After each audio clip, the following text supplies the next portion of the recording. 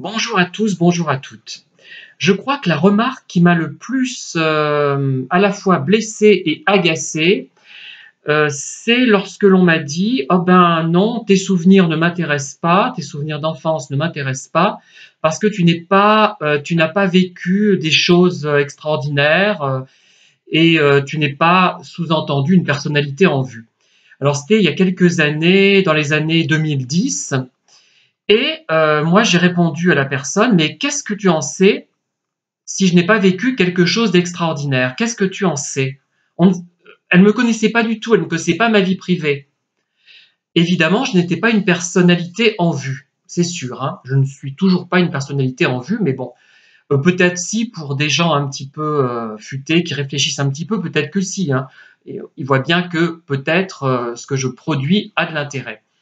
Et je trouve que cette remarque est vraiment décevante de la part d'une personne en plus qui avait suivi de longues études universitaires, genre bac+5.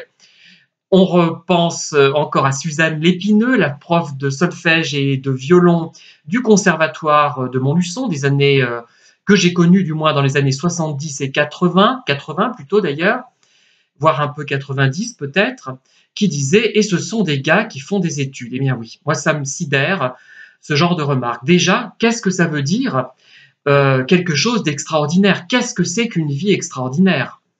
C'est ça que je trouve affligeant. On a l'impression que pour beaucoup de gens, une vie extraordinaire, c'est une vie d'arriviste. C'est-à-dire qu'on est connu du grand public, on est connu de l'histoire parce qu'on était souvent arriviste. Voilà, il faut dire ce qui est, hein. Voilà. Et donc, cette personne ne pensait pas que je pouvais parler de choses intéressantes.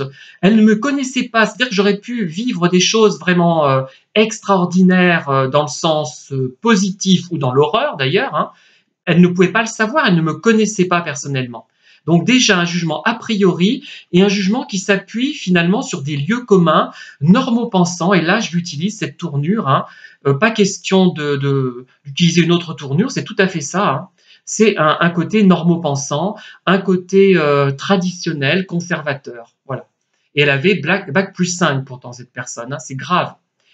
Et effectivement, qu'est-ce que ça veut dire aussi une vie intéressante? Qu'est-ce qui est ordinaire? Qu'est-ce qui est extraordinaire? Il faudrait déjà qu'on me le dise, qu'on le définisse. Alors j'ai écrit donc de nombreux recueils de souvenirs, mais en général, ce ne sont pas que des recueils de souvenirs. Les premiers sont peut-être à mettre dans cette catégorie, mais après ce sont plus des essais philosophico, poético, psycho, etc. Donc des essais qui tiennent d'une réflexion psychologique, philosophique et surtout poétique. Et le thème principal de tous ces livres, c'est quand même le temps. Voilà, le temps avec un grand T, pas le temps forcément qu'il fait. Vous savez que souvent on me prend pour un ingénieur météo. Alors, donc, le premier que j'ai écrit, je les ai posés à côté de moi, c'est Petit mémoire de guerre. Ce sont des souvenirs de service militaire essentiellement, mais je pars de la rue Grande, où j'ai vécu mon enfance. C'était en 2009, si je ne m'abuse, celui-là. Bon, alors, on ressent, je pense, mon ennui tout au long du livre, mais peut-être que je vais reprendre certains des thèmes pour les exploiter différemment. À cette époque, j'avais tendance à raconter les choses et même si je m'apesantissais beaucoup sur des détails, j'avais tendance à rester finalement près de la réalité et de ne pas faire en fait un va-et-vient entre l'année donc 91 ou 1992 pendant lesquelles j'étais au service militaire en fait, hein, et d'autres années qui ont suivi postérieures et donc d'autres années aussi antérieures. Maintenant, je n'hésite pas souvent à faire un va-et-vient par association d'idées. Euh, Par la suite, j'ai écrit deux autres volumes en 2011, donc Le chemin des mallettes et Les parapluies de l'Atlantique. Là, ce sont des souvenirs de bord de mer. Et d'ailleurs, vous voyez ma sœur, enfin ma sœur aînée et ma sœur cadette qui sont sur la couverture. L'une est décédée et l'autre est toujours de ce monde. Elle est médecin à Montluçon. Donc voilà, à Désertine. Enfin, je crois que la clinique Saint-François, c'est Désertine. Je ne sais plus, j'ai un trou. Voilà. Et celui-là, avec beaucoup donc de références au quartier où j'étais, ce que j'ai vécu, mais beaucoup de références à ce que je lisais. Parce que je n'étais pas un gamin comme tout le monde. Évidemment, je serais pas là sinon, hein, je serais pas devant vous comme ça, en train de raconter toutes ces choses. Je ne jouais pas au foot. J'avais d'autres jeux qui coïncidaient avec ceux d'autres enfants. Certains se sont reconnus d'ailleurs en lisant ce livre, mais beaucoup ont déploré. Alors j'ai eu de très mauvaises critiques avec ça parce qu'ils n'ont pas compris ce que je voulais faire. J'étais déjà dans une autre mouvance. J'étais pas seulement un dans l'idée de faire un simple livre qui raconte des petites anecdotes sans. Il y avait toujours il y avait un début de projection en fait de l'anecdote. Hein. Encore plus pour celui-là. Surtout, j'aime beaucoup donc en fait la dernière phrase. Et cette dernière phrase, je la reprends d'ailleurs dans mon dernier livre de souvenirs. C'est la plus importante que j'ai écrite. Je vous dirai laquelle une fois que j'aurai terminé. Et donc, on m'a reproché de ne pas avoir décrit l'état, enfin comment dire, l'état des lieux du quartier, de la rue des Mallettes. D'ailleurs, ce n'est pas la rue des Mallettes dont je parle, c'est le chemin des Mallettes. Et d'ailleurs, parfois, on peut donner un titre qui s'appelle le chemin des Mallettes, qui fait référence à Montluçon, et faire des digressions. Si c'est un livre de véritable auteur, il ne va pas se contenter de décrire platement les choses. C'est pas possible. Et là, il y a une partie qui est un peu plate, qui est accessible donc à des lecteurs un petit peu basiques qui cherchent juste un divertissement, un passe-temps. Mais voilà. Après, donc, qu'est-ce que j'ai fait après après, ça rend, c'est beaucoup plus loin. Ça doit être. J'ai dû écrire celui-là, Promenade versicolore, dans les contreforts montluçonnais des Jardins du Temps. Alors pourquoi j'ai mis un titre si compliqué, Souvenirs et pensées d'un Montluçonné autour du quartier, du vieux château, du Dienna, etc. Parce que je voulais éloigner les lecteurs normaux-pensants. Et j'utilise à dessein, tant pis si c'est mal vu, je m'en fous, parce que ça correspond à ça. Il fallait que j'éloigne des lecteurs qui, tout en étant très cultivés, qui n'avaient pas l'excuse de manquer de culture, n'adhèrent pas à des vrais livres, à des vrais récits, où l'auteur essaie vraiment d'exprimer quelque chose de personnel qui ne cherche pas à flatter le goût du public. Cela dit, ce que j'ai écrit, beaucoup de gens peuvent s'y retrouver à certains points de vue, même des lecteurs plus traditionnels.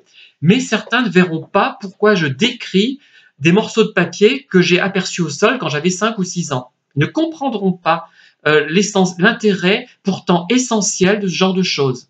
Et ça, bon, même moi, j'aurais peut-être été comme ça il y a quelques années, peut-être avant de me lancer dans l'écriture, peut-être que j'étais un peu simpliste dans la manière d'aborder les choses. Hein. J'ai également écrit, voyons que je ne me trompe pas, je ne sais pas dans quel ordre je les ai écrits, 2 livres, L'inoubliable senteur des groseilliers à fleurs, Jardin fleuri de Thiers et de Montluçon. Donc je me suis déporté dans le jardin de Montluçon et dans celui de Thiers. Et là, je suis même allé à Beaumont, au Mont d'Or, et j'ai parlé des jardins fleuris et des chats de Thiers, de Beaumont et du Mont d'Or. Voilà. Ce sont des sortes de livres comment dire, chroniques, des chroniques en quelque sorte. Je note ce que j'ai fait certains jours avec les impressions que j'ai eues, les impressions psychologiques, poétiques, banales, extraordinaires, etc. Voilà, donc pareil. Hein. Alors, celui-là, je l'avais écrit, pardon, avant Promenade versicolore, parce que finalement, je me suis rendu compte que ce titre-là, en remontant le boulevard de Courtet, même Souvenirs d'un Montluçonné, sont mes souvenirs, les miens. C'est pas les vôtres, ce sont les miens. Voilà, c'est ça que j'ai eu de très mauvaises critiques parce que les gens n'ont pas vu où je voulais en venir. En fait, ce sont déjà mes souvenirs qui sont de quelqu'un qui est atypique et différent, qui est homo. Donc quelqu'un d'homo va pas raconter la même chose qu'un homme hétéro. Et c'est tombé, je pense, sur des hommes hétéros qui n'ont pas compris, qui sont sentis éloignés de ma pensée, de ma manière d'agir, de réagir. Et c'est terrible, hein, à tel point que j'en arrive à me demander, moi, c'est pour ça que je fais ces vidéos, en fait. Je voudrais vraiment... j'ai rencontré quelques personnes un peu comme moi dans ma vie, mais très peu. Je me demande si je ne suis pas quasiment unique en mon genre. Et ce n'est pas de la prétention, c'est au bout d'un moment, on se dit, mais pourquoi, où sont les autres comme moi? Enfin, ils sont où? Venez, dites-moi, dites-moi, enfin, moi, j'en arrive à cette conclusion que je suis le seul dans mon genre, quasiment, ou que les autres sont soit morts, soit ils n'osent pas me parler, soit voilà, je sais pas. Enfin bref. Donc voilà. Et donc ce titre fait référence peut-être à quelque chose de trop historique, même si je donne effectivement des détails historiques.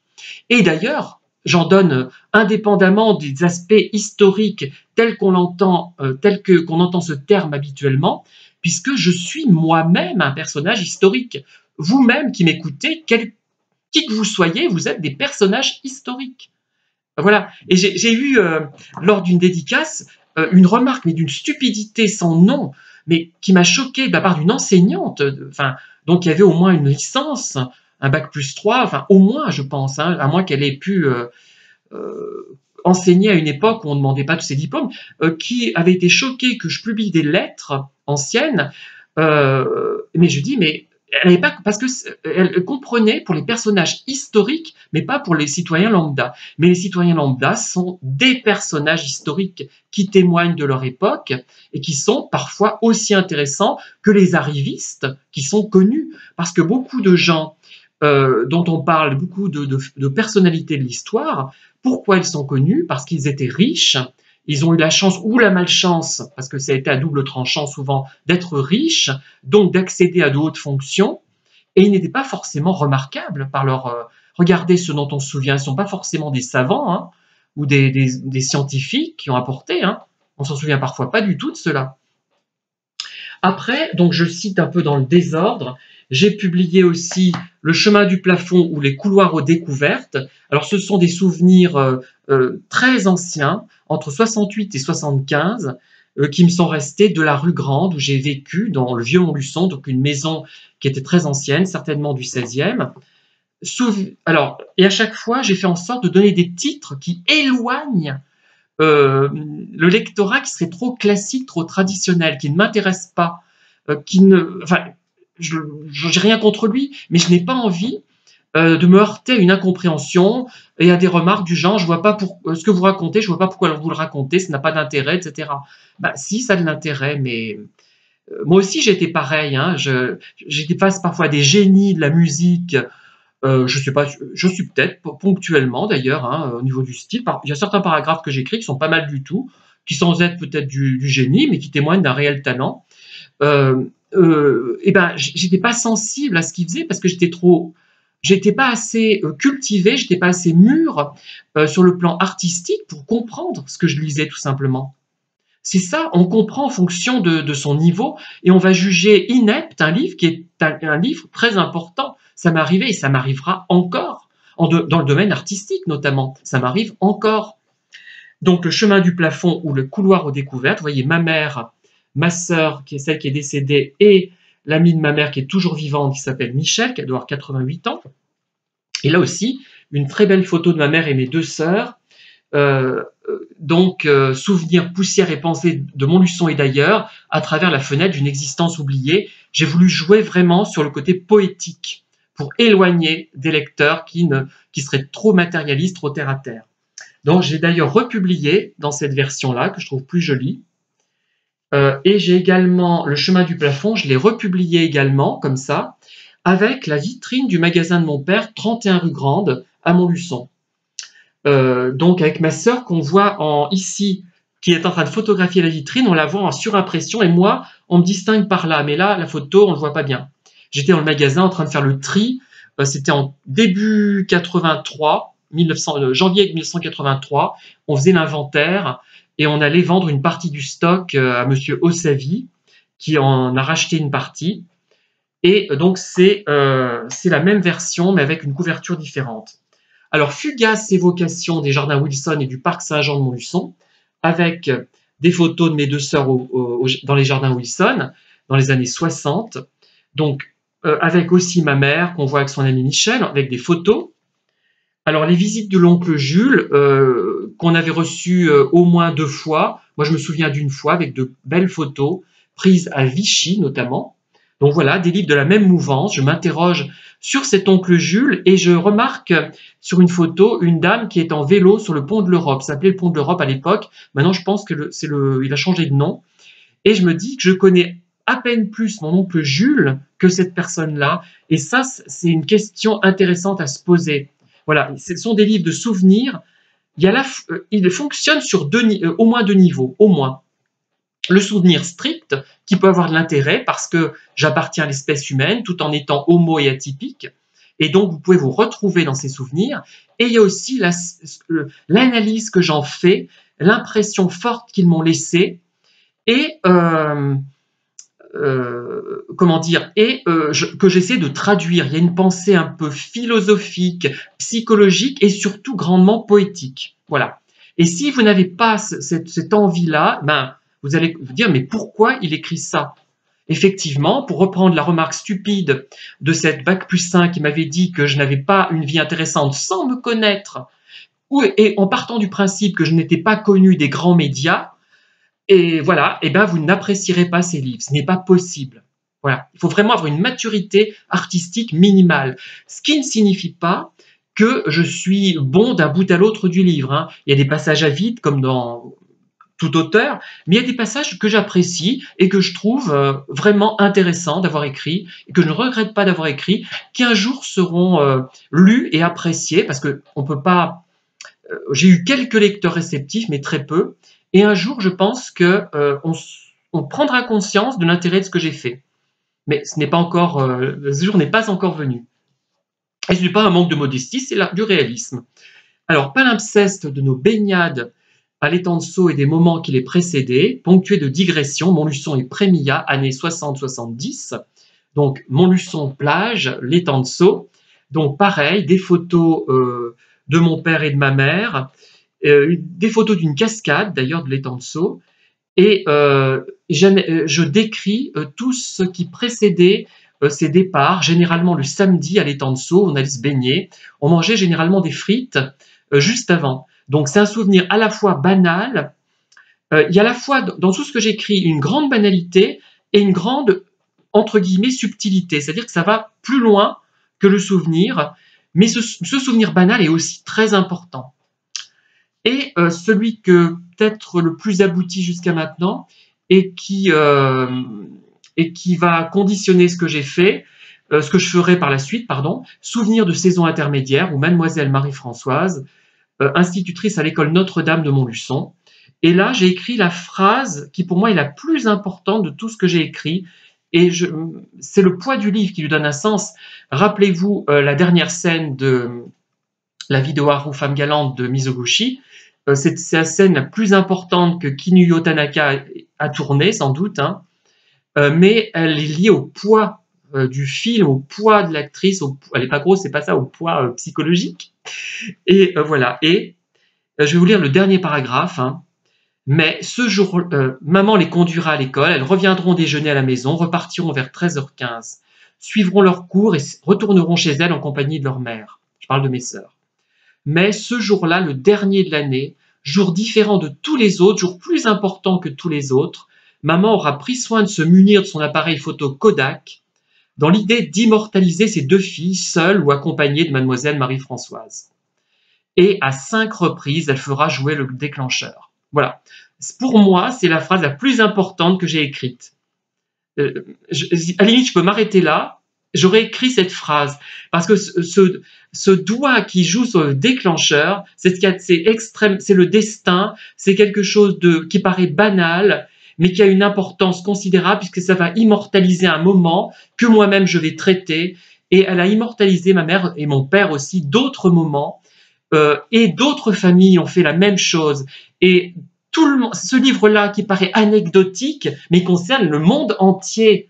C'est ça que je voudrais faire comprendre au lecteur. Voilà, c'est très important. Je touche des choses vraiment fondamentales. C'est pas en parlant de Dieu et des planètes que vous toucherez des choses fondamentales. C'est ça. Il y a des gens qui vont à l'opposé. Donc j'ai deux écueils dans ma vie. Des gens qui me parlent de la pluie et du beau temps, mais qui ne vont pas plus loin, qui vont partir et qui vont continuer leur journée. Parce que quand c'est une amorce de conversation, ça ne me dérange pas. Évidemment, vous le savez, je vous l'ai dit et redit. Et il y a des gens qui vont me parler de choses prétendument importantes. Il y a beaucoup de gens, par exemple, qui vont se passionner pour Simone Veil, pas la philosophe, mais celle qui était ministre, hein, sous d'ailleurs Giscard, et par la suite aussi elle l'a été, mais je ne sais plus, donc elle est à l'origine de l'avortement. Et en fait, c'est une personnalité qui va séduire aussi bien des gens de gauche que des gens de droite, même si elle était plutôt à droite. Elle est un peu consensuelle, et je trouve que des gens qui s'intéressent à Simone Veil, moi c'est déjà un avis négatif pour moi. C'est presque pire que de parler de la pluie et du beau temps, parce que c'est quelque chose de consensuel, c'est quelque chose de conformiste, qui, à mon avis, dénote une sensibilité qui a besoin de se rassurer par un grand conformisme, pour montrer qu'on est intelligent, qu'on est quelqu'un de bien, on aime Simone Veil, voilà. Même si elle a des qualités elle-même, cette femme, c'est pas le problème, hein. Le problème est ailleurs, vous l'avez compris. Voilà. Et c'est ça qui est important. C'est pas l'histoire de les grandes données politiques analysées façon café du commerce. Les gens croient dire des choses importantes. En fait, ils racontent que des âneries parce qu'ils n'ont pas assez de connaissances, justement. Moi, je les ai pas, ces connaissances politiques. Tout ce que je vais raconter, ça va être du ressenti d'un moment, enfin, ou lors des choses vraiment flagrantes, quand j'entends Dieudonné, ce comique, si on peut dire, qui est ouvertement homophobe et que personne n'empêche de parler, parce qu'au bout d'un moment, il faudrait peut-être lui demander de se taire. Voilà. Et donc, j'ai aussi écrit d'autres livres qui sont un petit peu périphériques, qui ne sont pas des souvenirs, mais qui en relèvent un petit peu, et qui sont des ouvrages, on va dire, à portée aussi un petit peu philosophique, poétique. Alors, il y a Pierrette de Reny, qui est une petite biographie de ma mère, donc Pierrette Calmar, née Picot, en 1935 et décédée en 2021, à presque 86 ans. Donc il y a des photos, il y a des références à Jean-Jacques Soulier, une célébrité montluçonnaise, puisque ma mère a eu cet enseignant, le père de Jean-Jacques Soulier, comme instituteur à Reny. Et donc voilà ce genre de livre. Alors, c'est basé sur des anecdotes que ma mère m'a racontées et que j'ai retrouvées par hasard, je ne m'en souvenais pas, j'avais pris des notes. Un jour, je me souviens exactement par contre où j'étais assis et comment ça s'est passé. Voilà, donc là c'est du souvenir, mais de la biographie en même temps. La femme au portrait, donc ça c'est le vieil album de photos carte de visite de ma mère, hein, que je vais d'ailleurs prolonger parce que j'ai d'autres informations qui m'ont été notamment fournies par un neveu. Alors, Elisa Anna Lespi-Labaillette, c'est la femme qui a élevé ma mère, donc qui était la seconde épouse de mon arrière-grand-père, hein. Elle l'appelait sa grand-mère, mais ce n'était pas sa vraie grand-mère, donc duchesse d'Edus, duchesse d'ailleurs, parce que je trouve qu'elle a énormément de classe, et ma mère le disait d'ailleurs. La promenade oubliée, des souvenirs d'enfance et d'adolescence que j'ai dédié à l'ami de ma mère, qui s'appelle Michel Mère d'ailleurs. Et ma mère se moquait d'elle sur les enveloppes quand elle lui écrivait, elle mettait Mère Michel. Enfin bon, vous voyez, c'était un peu... Et donc là, il y a à la fois des souvenirs de base qui vont plaire à tout le monde et des interrogations. Il y a des photos même, hein, anciennes. Le temps retenu, la fête des cornards, des photos que j'ai prises en 2004, 2015 et 2016, des photos qui ne sont pas extraordinaires, mais c'est une analyse philosophique, on va dire quand même, petitement philosophique, mais quand même philosophique de ce que j'ai vécu et de la manière dont je l'ai interprété. Et enfin, les fêtes Napoléon III Vichy 2019. En théorie, je n'avais pas le droit de le faire, mais j'ai contacté l'organisation qui organise ces fêtes et apparemment ce n'est pas grave puisque j'ai dû en vendre 3 en tout et pour tout. Bon, j'ai pas gagné beaucoup, mais ça met en valeur des gens et ça met en valeur la ville de Vichy, une très belle ville, une des 3 grandes villes de l'Allier. Donc les 3 grandes villes de l'Allier, bon, vous le savez, la solennelle Montluçon, la ville très solennelle, du fait de la cloche du vieux château qui donne un aspect temporel à cette ville, et aussi Moulins qui est une superbe ville avec de très beaux bâtiments effectivement, hein, et Vichy qui est une ville somptueuse dans le genre un peu mortuaire à mon avis, mais somptueuse quand même, et pour moi c'est un atout. Voilà, je vous ai présenté un peu longuement tous ces livres. Je voudrais vraiment arriver au bout d'un moment, avant la fin de ma vie, à trouver quelques autres personnes qui sont réceptives à ce type de récit et qui ne me connaissent pas a priori. C'est très important parce que c'est dommage de passer à côté de choses qui peuvent amener les gens à réfléchir. Je ne dis pas que ce sont tous des grands chefs-d'œuvre, mais je pense qu'il y a des passages que vous ne retrouverez pas chez d'autres auteurs. Moi, j'ai lu pas mal d'auteurs maintenant, des auteurs de ma région. Il y a des gens qui vraiment n'ont aucun respect du lecteur, d'autres qui sont dans des livres très conventionnels, qui font excellents produits, mais pas de vrais livres à mon sens, d'autres qui font des produits un peu flatteurs pour un certain type de public. Ce ne sont pas des grands livres, mais au moins ils respectent leur lecteur, et d'autres qui sont dans l'irrespect total, avec une syntaxe mais calamiteuse. Je ne suis pas seul d'ailleurs à le relever, et c'est grave, parce que ce sont des livres qui portent préjudice aux véritables auteurs auto-édités comme moi, et comme d'autres d'ailleurs. Je ne suis pas le seul à essayer de ne pas me ficher de me ficher de la figure des gens. Voilà. Donc, si vous reconnaissez dans ce type d'écriture, n'hésitez pas à mettre un message à l'issue de cette vidéo. Merci de m'avoir écouté, à très bientôt.